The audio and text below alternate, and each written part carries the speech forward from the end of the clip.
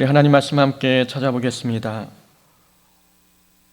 누가복음 13장의 말씀입니다. 누가복음 13장입니다. 10절부터 17절까지입니다. 누가복음 13장 10절부터 17절까지의 말씀입니다. 우리 한 절씩 교독하겠습니다. 제가 10절 먼저 봉독합니다. 예수께서 안식일에 한 회당에서 가르치실 때에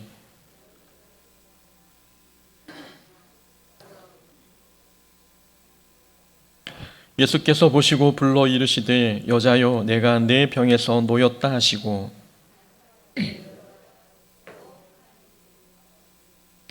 회당장이 예수께서 안식일에 병 고치시는 것을 분내어 무리에게 이르되 일할 날이 엿새가 있으니 그동안에 와서 고침을 받을 것이요 안식일에는 하지 말 것이니라 하거늘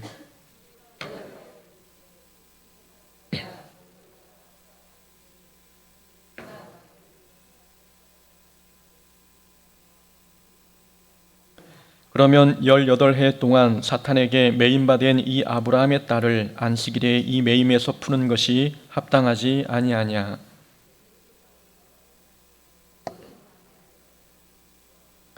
온 무리는 그가 하시는 모든 영광스러운 일을 기뻐하니라. 아멘. 오늘 본문 말씀 통해서 신앙은 원칙보다 사랑입니다 라는 제목으로 말씀 함께 나누겠습니다. 군대와 가정에 큰 차이점이 있습니다. 군대는 규율이 강조되고 가정은 사랑이 강조됩니다. 군대라는 조직은 그 존재의 특수성 때문에 아주 사소한 부분에까지 정해진 규칙이 있습니다. 제가 처음 훈련소에 가서 야단 맞았던 것은 전투화 끈을 잘못 맨 것 때문이었습니다. 전투화에는 구멍이 많습니다. 짧은 시간에 장비를 갖추어야 하기 때문에 저는 사회에서 하던 대로 재빨리 끈을 메었습니다. 조교가 들어오더니 야단을 칩니다. 전투화는 바깥쪽 끈이 안쪽 끈 위로 가도록 매야 했습니다. 안쪽 끈이 위로 올라가도 안 되었고 바깥쪽 끈과 안쪽 끈이 서로 얽혀서 위아래로 뒤섞여서도 안 되었습니다. 야단을 맞으면서 생각이 들었습니다. 발만 들어가면 되지 않나? 끈 매는 것이 그렇게 중요할까? 누가 내 전투화 끈 어떻게 맸는지 관심이 갈까? 하는 생각이 들긴 했습니다. 그러나 군대이다 보니 그런 사소한 부분에까지 규칙이 있었습니다. 침상 밑에 신발을 놓는 순서도 정해져 있습니다. 전투화, 활동화, 그리고 슬리퍼 순으로 놓아야 했지요. 정해진 시간에 잠을 자야 했고 정해진 시간에 밥을 먹고 여고생도 아닌데 화장실 갈 때에는 둘이 짝을 지어 전우조로 함께 움직여야 했습니다. 규칙과 규율이 강조되면 나타나는 몇 가지 특징이 있습니다. 우선 사랑과 긍휼이 사라집니다. 공평도 없어집니다. 그리고 규칙이 강하면 열등한 사람은 소외되고 우등한 사람만 대접받습니다. 그리고 비판거리가 많아지지요. 규칙이 강조되면 그 규칙에 부합된 사람이 있는 반면에 규칙에 미치지 못한 사람도 분명 발생합니다. 그러다 보니 규칙이 강할수록 비판거리가 많아집니다. 한번 생각해 보면 이해가 갈 것입니다. 군인들은 사람마다 체격이 다르지 않습니까? 그러나 군장의 무게는 동일합니다. 완전 군장을 하면 40kg 정도 나가게 되는데 키가 큰 사람이나 작은 사람이나 같은 무게를 짊어지고 행군을 해야 합니다. 유격 훈련장에는 높이와 규격이 일정한 장애물밖에 없습니다. 절대적으로 키가 크고 다리가 긴 사람에게 유리한 구조이지요. 다리 짧은 사람에 대한 배려는 전혀 없습니다. 공평이 없고 사랑과 긍휼이 없는 그런 구조 속에 있는 모습입니다. 사회에서는 열등하다고 생각하지 못한 사람도 군대에 들어가면 원치 않게 열등한 사람이 되어 비판을 받을 때가 많습니다. 정해진 기준 하나로 평가하다 보니까 생겨난 문제들입니다. 사람이 가지고 있는 특성, 능력, 역량에는 차이가 있는데 일괄적인 규칙 하나만 앞세우다 보니 개인차는 전혀 고려되지 아니하고 그 기준에 부합되지 않는 사람은 모두 열등한 사람이 되고 마는 것이지요. 그러나 가정의 모습은 다릅니다. 가정은 규칙과 규율로 굴러가는 곳이 아닙니다. 가정에는 기상시간도 취침시간도 정해져 있지 않습니다. 먹고 싶은 것이 있으면 언제든지 찾아 먹을 수 있고 먹기 싫은 것은 거부할 수도 있지요. 일하다 힘들면 쉬어도 되고 한 사람이 다른 가족을 위해 수고해도 자랑하거나 서운해하지도 않습니다.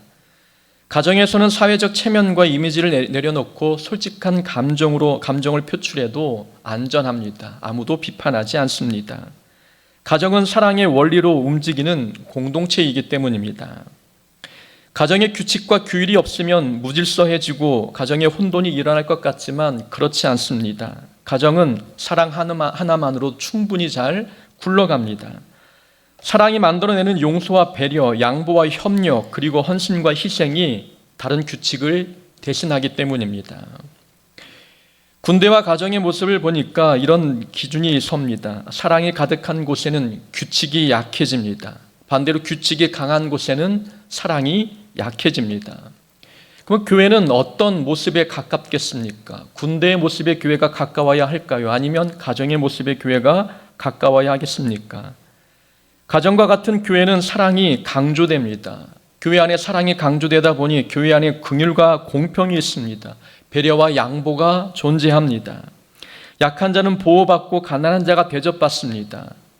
가정과 같은 교회는 상대방의 잘못에 관대하고 또 사람마다 다름이 있고 차이가 있음을 인정하고 이해하고 용납합니다. 하지만 군대 같은 교회는 규율이 강하고 사랑은 약합니다. 사랑이 약하면 교회의 공평은 사라지고 규율에 부합하지 않은 사람을 향한 비판만 존재합니다. 군대 같은 교회는 사람보다 목적과 성과가 강조되다 보니 성과를 이루는 데 도움이 되지 않는 사람은 소외됩니다. 차별받고 편견 속에 살아갑니다. 그리고 이런 군대와 같은 교회는 목적을 달성해야 하기 때문에 막중한 임무와 봉사가 강요되기도 합니다. 남자에게 가장 큰 악몽은 군대 다시 가는 꿈을 꾸는 것 아니지 않습니까? 꾸는 꿈 아닙니까? 군대같이 사랑 없는 교회를 다닌다는 것, 마치 군대 다시 가는 꿈을 꾸는 것처럼 악몽과 같은 일이 아닐까라는 생각을 해보게 됩니다. 가정과 같은 그렇게 사랑이 가득한 교회가 되려면 성도들은 자기가 가지고 있는 자기만의 규칙과 원칙을 내려놓아야 합니다. 목사는 이래야만 된다. 장로는 이래야만 되지 않을까? 그리스도인이라면 이렇게 행동해야 되지 않을까라는 엄격한 규율을 가지고 있는 사람들이 모인 곳일수록 교회의 사랑과 긍휼이 사라집니다. 우리는 엄격한 원칙과 규율을 앞세우는 사람을 신학적인 용어로 율법주의자라고 일컫습니다. 첫 전도사 사역을 시작했을 때 열정이 대단히 컸습니다. 그때는 그게 올바른 복음적인 열정이라고 착각을 했었지요.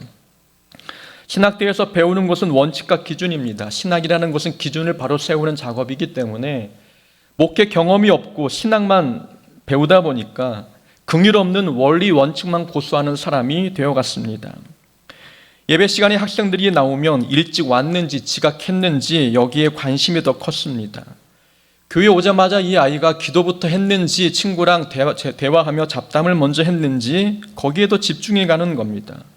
식사 시간에 기도는 하고 먹는지, 교회 나올 때 복장은 어떠한지, 아이들의 형편과 삶과 고민과 아픔은 보이지 않고 정해진 규칙을 잘 따르고 있는지에 대한 더 큰 관심이 있었습니다. 교회는 마음을 위로하고 무너진 삶을 회복해야 되는 곳인데 저는 무엇을 해라, 무엇은 하지 마라, 마치 군대처럼 규칙만 내세웠습니다. 율법주의적인 행동입니다. 율법과 복음은 상반된 것이 아닙니다. 예수님은 율법을 폐하러 오신 것이 아니라 온전케 하기 위해 오셨다라고 말씀하셨지요. 예수님의 가르침은 율법과 대척점에 있는 가르침이 아니었습니다. 율법에 담겨 있는 사랑의 정신을 드러낸 것이 예수님의 가르침 바로 복음이었습니다. 구약의 율법은 하나님의 사랑과 이웃사랑을 눈에 보기 쉽게 도식화하고 모형화한 것입니다. 그래서 구약의 율법은 사랑보다 규율과 규칙이 더 강조된 것처럼 보입니다. 그러나 오히려 사랑의 정신이 더 강조되어 있는 것이 율법이었지요. 그러나 사람들은 눈에 보이는 규율과 규칙만 더 중요하게 여기고 율법을 문자적으로 지키는데 혈안이 되었습니다. 율법주의자와 복음주의자는 한 끗 차이입니다. 율법 안에 사랑의 정신이 담겨 있기 때문에 마치 규율과 규칙을 내세우면 율법주의자가 되고 율법 안에 담겨 있는 사랑을 강조하면 복음주의자가 되는 겁니다. 율법과 이 복음은 서로 상극이 아닌 서로 보완하는 것입니다. 근데 우리는 어디에 강조점을 두느냐에 따라서 율법주의자가 되기도 하고 복음주의자가 되기도 하는 것입니다. 교회는 복음의 원리, 사랑의 원리로 굴러가는 곳입니다. 원칙과 원리 원칙과 기준과 사람이 세운 규율대로 움직이는 곳이 아닙니다. 오늘 본문에는 규칙만 강조한 회당장의 이야기가 나옵니다. 예수님께서 안식일에 회당에 가셔서 말씀을 가르치고 계셨습니다. 거기에는 18년 동안 귀신이 들어 허리를 펴지 못하고 꼬부라져 있는 여인이 있었습니다. 예수님께서 여인을 불러 내가 내 병에서 놓였다 말씀하셨습니다. 여인은 하나님께 영광을 올려드렸지요. 회당장이 이 모습을 보았습니다. 그러면서 안식일에 병 고치는 예수님을 보고 무리들에게 책망하는 겁니다. 이럴 날이 엿새가 있지 않느냐? 그동안에 와서 고침을 받을 것이요 안식일에는 하지 말 것이니라. 예수님이 안식일에 병자를 고쳤는데 예수님께 책망의 화살을 돌리는 것이 아니라 회당장에 나와 있는 병자들을 향해서 안식일에 나오지 말고 안식일에 병 고침을 받지 말고 평일에 하라라고 이야기하고 있는 모습입니다. 무리들의 정체는 바로 허리가 굽어진 여인처럼 환자들이었고 귀신 들린 자였고 사회적인 약자들이었습니다. 이 사람들은 기대와 희망을 품고 회당에 나온 겁니다. 근데 눈앞에서 18년 동안 고통당한 여인이 병고침을 받았습니다. 얼마나 기적 같은 일이 벌어졌겠습니까? 저 은혜와 기적이 내 삶에도 벌어질 것 같은 기대감이 있습니다. 그런데 회당장은 그런 기대감을 한 번에 무너뜨렸습니다. 안식일에는 병고침 받는 것이 죄고 율법을 어긴 것이라고 이야기하고 있는 것이지요. 18년 동안 고통에 시달린 사람이 회복되었습니다. 만약 이런 기적이 우리 교회에서 일어났다면 우리는 기뻐하지 않았겠습니까? 그런데 회당장은 안식일의 규례를 어겼다는 이유로 하나님께 영광 올려드리지도 않았고 병고침 받은 여인을 향해서 함께 기뻐하지도 않았습니다. 예수님은 그런 회당장에게 말씀하셨습니다. 외식하는 자들아, 너희는 안식일에 너희 소나 나귀를 외양간에서 풀어내어 이끌고 와서 물을 먹이지 아니하느냐? 그러면 18년 동안 사탄에게 매임받은 이 아브라함의 딸을 안식일에 매임해서 푸는 것이 합당하지 않느냐라고 말씀하셨습니다. 예수님은 사랑을 베푸는 것이 중요했기 때문에 사람이 먼저 보였습니다. 사람의 상태와 형편이 보였습니다. 회당장은 원칙과 규율이 중요했기 때문에 사람은 보이지 않고 기준만 보였던 것입니다. 당시 유대인들은 율법에도 없는 안식일 규정을 35개나 만들었습니다. 안식일 규정은 매우 까다로웠지요. 안식일에는 불을 끄고 켜는 것도 금지되었고 두 글자를 쓰거나 두 글자를 지우는 일도 금지되었습니다. 사소한 것도 금지되고 있는데 안식일에 병자를 고치는 일은 더더욱 해서는 안 되는 중범죄였지요. 다만 목숨이 위태로운 환자나 응급조치가 필요한 긴급한 환자만 치료받을 수 있도록 규정을 열어두었습니다. 근데 이것도 문제이지요. 위급함의 기준이 모호하기 때문입니다. 위급한 기준이 사람마다 다르기 때문에 환자를 보고도 도울 생각을 하지 않는 겁니다. 나는 위급하다 생각해서 도왔는데 판단하는 사람 입장에서는 위급한 상황이 아닐 경우에는 도운 사람 자체가 율법을 어긴 것입니다. 그러니까 보고도 강도 만난 사람을 보고도 그냥 지나쳐갔던 제사장과 레위인의 모습이 납득이 가지 않습니까? 그런 원리에서 죽었는지 살았는지 확인조차 하지 않고 그냥 지나가 버린 것입니다. 혹시 자칫 잘못하면 율법을 범할 수도 있기 때문이었지요. 회당장은 그런 원리 원칙, 율법주의적인 사고방식을 가지고 사람과 상황과 은혜 사건들을 평가했습니다. 회당장은 자신이 올바른 신앙을 하고 있다고 생각했습니다. 정해진 규칙과 원칙을 잘 지키는 것이 하나님께 영광을 올려드리는 일이라고 본인은 착각하며 살고 있는 겁니다. 신앙이 아니라 자기 신념으로 신앙생활을 하고 있는 모습이지요. 신앙생활은 원칙을 강조하는 것이 아닙니다. 사랑을 행하는 것이 곧 신앙의 핵심입니다. 원칙을 중요하게 여긴다면, 사랑을 배제하고 원칙만 강조한다면 그건 자기 신념입니다. 교회가 갈등이 일어나는 이유는 신앙 때문이 아니라 신념 때문입니다. 신앙은 갈등의 상황에 놓였을 때 자기 것을 내려놓을 줄 압니다. 신앙은 하나님을 신뢰하는 것이기 때문에 자기 생각을 내려놓아도 하나님께서 이 공동체 이 모든 상황을 이끌어 가실 것을 믿습니다. 그래서 내 것을 내려놓아도 걱정이 없습니다. 신앙 기준이 분명한 사람은 내려놓음이 그렇게 어렵지 않습니다. 그러나 신념은 내려놓음을 못합니다. 신념은 자기 생각과 자기의 어떤 기준을 붙잡는 것이기 때문에 신념을 내려놓는다는 것은 곧 자기의 모든 것이 무너진다는 것을 뜻합니다. 그러한 생각과 느낌이 들기 때문에 신념은 잘 내려놓지 못하는 것이지요. 사람에게 상처 주는 행위도 신앙 때문이 아니라 신념에서 나오는 모습들입니다. 신앙은 서로 다름을 인정합니다. 있는 모습 그대로 받아들이지요. 내가 상대방을 고칠 수 없다는 생각에 기도로 도울 뿐입니다. 그러나 신념은 자기와 다르면 틀렸다고 간주합니다. 나와 다르게 행동하는 모습, 나와 다른 생각을 갖고 있는 모습 다 틀렸다고 생각합니다. 그러니 나와 틀린 삶을 살고 있는 사람을 보니 참을 수가 없는 겁니다. 말과 행실로 상처를 줄 수밖에 없는 것이지요. 회당장은 그렇게 신앙이 아닌 신념을 붙들고 사는 사람이었습니다. 사람이 정한 잘못된 원칙을 붙들고 살다 보니 그것이 마치 진리인 것처럼 믿고 있는 모습입니다. 사랑은 없고 원칙을 내세우는 것, 그것은 신앙이 아닙니다. 참된 신앙은 사랑을 베푸는 것입니다. 회당장의 문제를 바라보면서 그러면 우리는 어떤 모습, 어떤 신앙생활을 해야 할까요? 두 가지만 함께 살펴보고자 합니다. 우선 올바른 신앙생활, 참된 신앙생활의 목적은 하나님의 영광을 드러내는 것입니다. 회당장은 병 고침의 기적을 보고 분노했습니다. 예수님께서 안식일에 해서는 안 되는 일을 하셨다고 생각했기 때문이지요. 회당장에게 중요한 것은 하나님의 영광이 아니었습니다. 자기 기준이 더 중요했습니다. 자기 생각과 신념이 더 중요한 사람이었지요. 하나님의 영광은 종교의식이나 어떤 원칙에 달려있지 않습니다. 하나님의 영광은 신앙생활, 곧 우리의 거룩한 삶을 통해서 드러납니다. 예수님은 병고침 여인을 병 고쳐주셨습니다. 여자가 하나님께 영광을 올려드렸지요. 예수님은 하나님께 영광을 올려드리는 삶을 사셨던 분입니다. 여인도 병고침을 받자 하나님께 영광을 올려드렸습니다. 하나님께 영광을 올려드리지 못한 사람은 본문에 나오는 회당장 한 명뿐이었습니다. 오히려 하나님께 영광 올려드려야 할 은혜의 사건을 보고 분노했던 것입니다. 너희는 세상의 빛이라. 산 위에 있는 동네가 숨겨지지 못할 것이요 사람이 등불을 켜서 말 아래에 두지 아니하고 등경 위에 두나니 이러므로 집안 모든 사람에게 빛이 있느니라. 이같이 너희 빛이 사람 앞에 비치게 하여 그들로 너희 착한 행실을 보고 하늘에 계신 너희 아버지께 영광을 돌리게 하라. 빛은 성도의 착한 삶을 의미합니다. 성도의 착한 삶은 세상 모든 사람들에게 빛과 같은 것입니다. 빛은 어둠을 밝힙니다. 길 잃은 자에게 빛을 비춰줄 때 올바른 길을 찾아 나올 수 있도록 돕게 되는 거죠.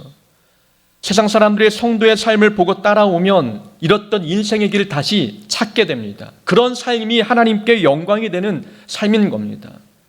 그리스도인의 삶을 따라 살았는데 그 삶이 더 죄악된 길로 걸어가고 있다면 그것은 세상의 빛과 소금의 역할을 감당하는 모습들이 아닌 것이지요. 성도의 삶을 빛으로 비유했다는 것, 그것은 세상 사람들이 성도의 착한 삶을 볼 때 하나님께 영광이 된다는 뜻입니다. 주일 성수 잘하고 11조 잘 드리고 전도하고 봉사해도 하나님의 영광은 그러한 종교의식을 통해서 드러나지 않습니다. 하나님의 영광은 우리의 거룩한 삶을 통해서 드러납니다. 회당장은 허리가 꼬부라진 여인이 고침받은 모습을 보면서 축하하거나 기뻐하지 않았습니다. 그런 상황에서조차 상대방이 무엇을 잘못했는지 지적하고 있습니다. 함께 기뻐하고 하나님께 찬양해야 될 상황에서 상대방이 무엇을 잘못했는지를 꼬집고 있는 모습이지요. 회당장에게는 긍휼도 없고 공감도 사랑도 없는 모습입니다. 그러면서 회당에는 꼬박꼬박 나와 안식일을 지켰고 말씀을 들었습니다. 거룩한 삶은 없는데, 사랑이 가득한 삶은 없는데 종교의식만 남아있는 껍데기와 같은 신앙생활을 하고 있습니다. 이런 회당장의 삶 속에 하나님의 영광이 드러날 리는 없는 것이지요. 하나님의 영광은 성도의 거룩한 삶을 통해서 드러납니다. 주일 설교 때 여수의 큰 교회에서 담임 목사직을 세습했다는 말씀을 드렸습니다. 결국 공동의회에서 교단을 탈퇴하기로 결의했습니다. 교회를 위한 선택이었다고 말은 하지만 누가 봐도 하나님의 영광을 가리는 일이지요.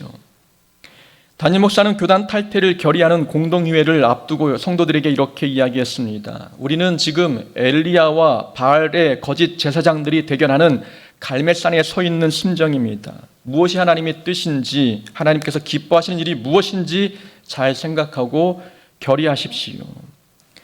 지금 현재 교회 앞에는 시위하는 기독교 단체들이 많습니다. 그러나 담임 목사는 그들을 향해서 바알 선지자로 표현했던 겁니다. 그리고 교인들이 비밀 투표하자고 했지만 목사는 거수로 표결하면서 3분의 2가 찬성을 해서 결국 교단 탈퇴를 결정했습니다. 그 기사를 보고 너무 화가 나서 댓글을 달았습니다. 교단을 탈퇴한다고 불법이 합법이 되는 것은 아닙니다. 라고 댓글을 달았습니다.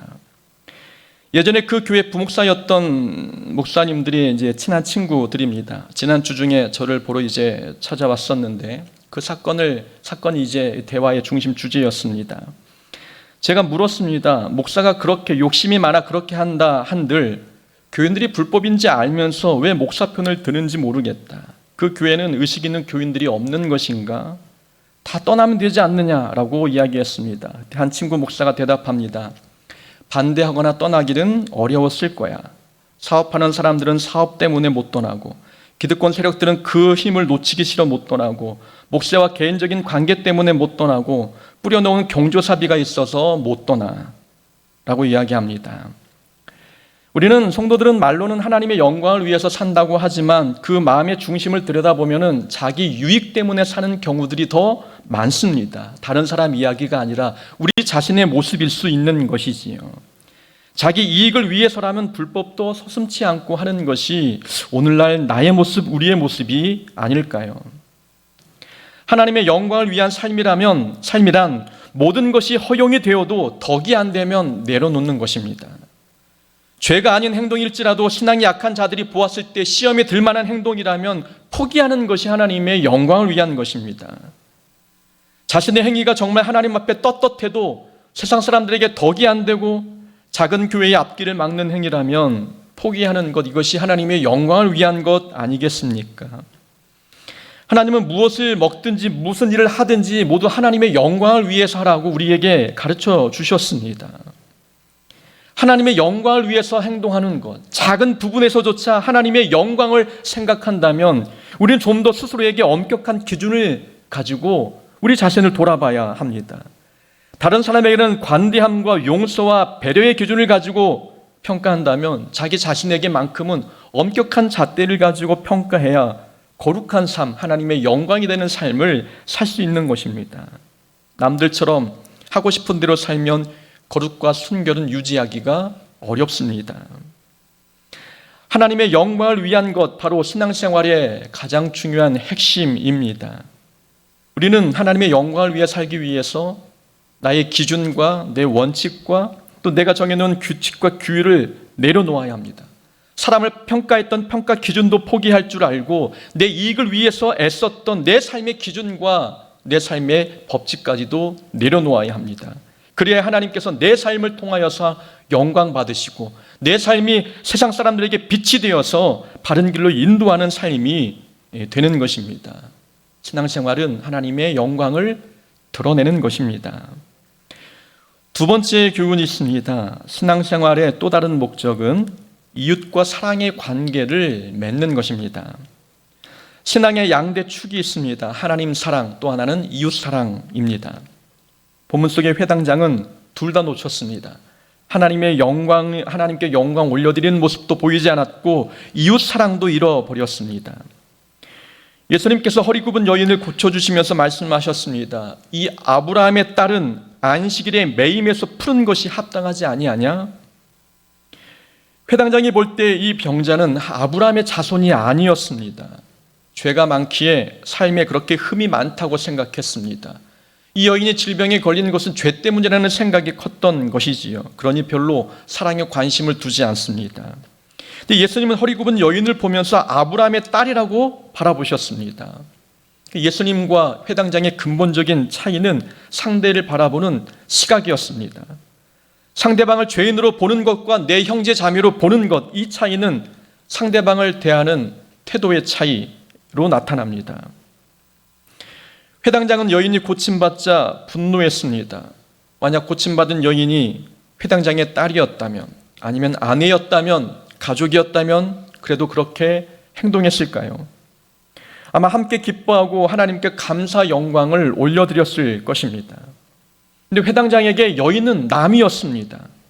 아니, 안식일에 물을 먹이는 소나 나귀보다도 더 못한 사람으로 보였습니다. 그래도 안식일에는 소와 양에게, 나귀에게 물을 먹여도 여인이 고침받는 것, 그것은 회당장에게는 용납할 수 없는 죄였습니다. 이것은 관계의 문제입니다. 나와 관계가 있으면 상대방과 함께 아파하고 함께 기뻐합니다. 상대방이 좋은 일을 만나면 같이 격려하고 같이 축복해 줍니다. 근데 나와 관계가 있으면 그런 모든 것이 허용이 되는데, 전혀 모르는 남이고 미워하는 사람이라면, 또 원수 같은 사람이라면 없던 규칙도 더 엄격하게 적용하는 모습들이 회당장과 같은 사람의 모습입니다. 회당에서는 하나님께 예배하는 사람인데 신앙생활의 목적이 이웃과의 사랑의 관계를 맺는 것임은 몰랐습니다. 예배는 드리는데 이웃과의 관계는 엉망인 모습을 보여주고 있는 것이지요. 그러므로 예물을 제단에 드리려다가 거기서 내 형제에게 원망 들을 만한 일이 있는 것이 생각나거든 예물을 제단 앞에 두고 먼저 가서 형제와 화목하고 그 후에 와서 예물을 드리라. 하나님께서 중요하게 여기시는 것은 예물이 아니라 형제와 사랑하는 관계를 맺는 것입니다. 화해하고 용서하는 것이 값진 예물보다 더 하나님께서 기뻐 받으실 만한 예배이고 예물임을 말씀하고 있는 것입니다. 그 신앙생활에서 핵심은 종교의식을 드리는 것이 아니라 이웃과 화목하는 것입니다. 서로 사랑의 관계를 맺는 것, 이것이 모든 신앙생활의 핵심이라고 우리에게 주님께서 말씀하십니다. 너희가 비판하는 그 비판으로 너희를 비판하시겠다 말씀하셨습니다. 또 우리가 우리 이웃의 죄를 용서하면 하나님께서 우리의 죄를 용서해 주시겠다 말씀하셨습니다. 예수님은 이웃과의 관계를 중요하게 여기시는 분이십니다. 이웃과의 관계를 어떻게 맺느냐에 따라서 우리와 하나님과의 관계도 결정하시겠다라고 우리에게 말씀하고 계시는 것이지요. 믿음이 좋아질수록 이웃과의 관계가 더 좋아져야 합니다. 신앙생활은 이웃과의 새로운 관계를 맺는 것이기 때문에 그렇습니다. 사랑하는 사람에게는 질투도 나지 않고 비교하지도 않습니다. 사랑하는 사람에게는 모든 것이 용납이 되고 용서가 가능해집니다. 이해 폭도 넓어져서 그럴 수도 있지라는 행동을 보일 수도 있습니다. 그러니까 사랑하는 관계가 회복이 될 때에 우리의 참된 신앙생활, 이런 신앙생활의 열매가 나타나게 되는 것이고 하나님께 영광을 올려드리는 삶이 되는 것입니다. 이웃과의 관계를 무시하고 교회 나와 말씀만 잘 듣는다, 하나님께서 기뻐하시는 모습이 아닙니다. 17절 마지막 부분에 보면 이런 말씀이 있습니다. 온 무리는 그가 하시는 모든 영광스러운 일을 기뻐하니라. 자, 반대하는 자들은 예수님의 말씀에 부끄러워했는데 온 무리는 예수님이 하시는 모든 영광스러운 일을 기뻐했습니다. 그러니까 병고침의 사건을 보고 함께 기뻐했던 거죠. 여기에 나오는 무리는 아까 말씀드린 것처럼 병자들, 사회적 약자들, 연약한 자들입니다. 일말의 희망을 가지고 회당을 찾아 병 낫기를 바라던 사람, 이들이 예수님이 보여주신 은혜의 사건을 보면서 함께 기뻐했고 하나님께 함께 영광을 올려드렸습니다. 이 무리들은 허리 굽은 여인을 보았을 때 남 같지 않았습니다. 여인의 모습이 나의 모습이었고 여인의 아픔이 내 아픔이었고 여인의 느끼는 감정이 내가 느끼는 감정과 같았습니다. 그러니 여인이 아프면 나도 아팠고 여인이 기쁘면 나도 함께 기뻤던 겁니다. 관계의 문제 때문인 겁니다. 남이 아니라 나와 같은 존재, 나와 같은 아픔 있는 사람으로 내 형제 자매로 여겼기 때문에 같은 감정, 같은 느낌, 또 같은 신앙의 모습이 나왔던 것입니다. 그 신앙은 앞에 있는 사람, 옆에 있는 사람과 새로운 관계를 형성하는 겁니다. 새로운 관계가 형성이 될 때 하나님은 이 모습을 하나님이 보시고 기뻐하시고 이 자체가 신앙생활임을 우리에게 말씀해주고 계시는 것입니다. 신앙은 원칙을 잘 지키는 것이 아니라 하나님께 영광이 되고 이웃과 새로운 관계를 맺는 것, 이것이 신앙생활입니다. 신앙은 원칙보다 사랑이 더 중요합니다. 하나님의 말씀을 읽고 우리가 듣고 있다면 우리는 지식이 쌓이기보다도 사랑이 더 우리 안에서 풍성해져야 합니다. 너무 규칙과 원칙에 매여 있으면 긍휼을 잃어버리기 쉽습니다. 예수님은 가늠중에 잡힌 여인을 보시고 책망하지 않으셨습니다. 누구보다 원칙주의자처럼 보였던 예수님이시지만 죄인 앞에서는 한없는 사랑과 한없는 긍휼을 베풀어 주셨습니다. 예수님은 원칙주의자가 아니라 예수님은 사랑이십니다. 사랑이신 예수님께서 우리에게 보여주셨던 사랑의 원리를 가지고 우리도 이웃들을 대하는 자가 되어야 합니다. 원칙을 내려놓고 사랑을 실천하는 자가 될 때에 우리의 행함을 통해서 하나님이 영광 받으시고 하나님 나라가 우리의 행함을 통하여 이 땅 가운데 세워지는 줄로 믿습니다. 그런 삶이 되기를 주의 이름으로 축원합니다. 아멘.